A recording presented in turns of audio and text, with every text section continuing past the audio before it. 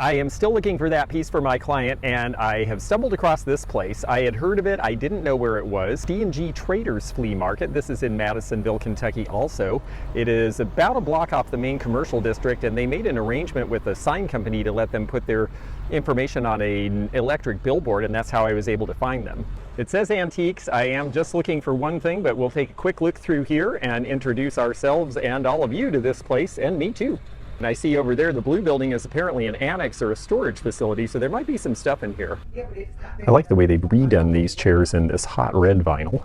It may not be original, but it's appropriate enough. And the table's been redone. It's $3.90 for the set. They've got these old kitchen cabinets here too. In fact, it looks like they've got, you know, it's a flea market, so it's a mix of older and newer, but they do have some stuff here. So we'll take a little bit of time to show some things and see if we can find the piece I'm looking for. I like these screen print little glasses here. Very happy and fun from probably the 60s. Looking at the style of the flowers. Don't see a price on them. This place certainly seems to be big. Here's Ainsley. Oh, this is sold for $150. Well, that's a good price. And this is a nice Ainsley pattern. This is good English bone china from about 1970 with the butterflies. This is a pen stand, although people use them for table service as well. Cottage Garden is the name of the pattern. It is a fairly collectible pattern, so the fact that they got $150 for this set means that they're probably in the right range for retail in a flea market setting, and whoever bought it, hopefully they'll enjoy them, or if they go to sell them, they might make a little bit of money. Some old Samsonite luggage in the ruddy color. I like it in the turquoise, but these aren't bad either. Actually, it says Royal Traveler. I'm not looking out with finding price tags. Andirons are only $30 for the pair. That's pretty good for a pair of cast iron ones.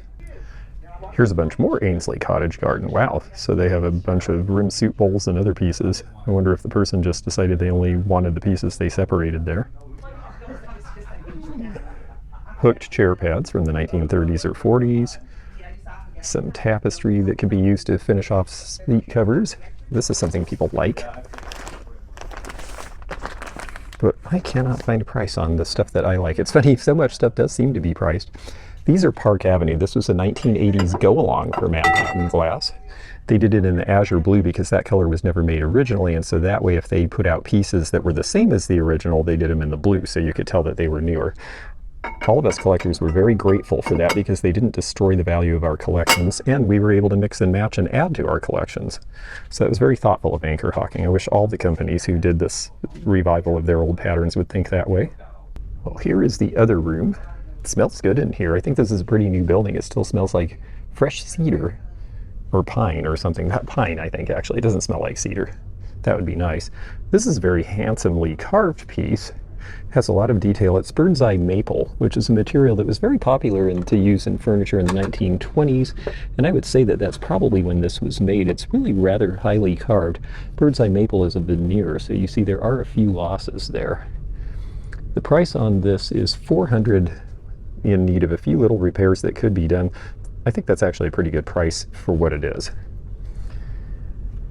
The rope mirror is $24. I mean, all these prices are fine. None of them are really reseller bargains. Whole butterfly with the gold trim. They didn't do a lot with the gold trim, and that is the little 1957 Origin pitcher, a little creamer. Here we've got a little hair receiver. This looks like it's probably Nippon. And yes, there is the Nippon mark from about 1920. $10 with the hand-painted violets is a very good price on that, probably a reseller price.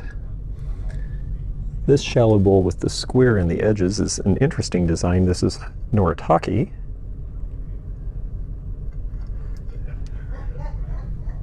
$10 on that as well. Our little teapot here looks English, and it is Royal Dalton. Grantham pattern. This is one of their more popular dinnerware lines. Royal Dalton made good quality dinnerware. It does not seem to be as widely collected as some of the other English makers, though. Yankee Girl Cigarettes is an old brand, but that is a sign made to look old. It is not actually old. Hall Street reminds me that there is one other antique shop in town I can check really quickly for this piece, and that's where we're going to go next. Well, they described this as a candle holder between 1900 and 1981, and that is true. I believe it's imperial glass, and it is stretch glass with this little bit of iridescence on an onion skin. And it is very cute, and for $2.12, wow, that was a deal. I wish they'd had a pair, but I'll take a single for that price.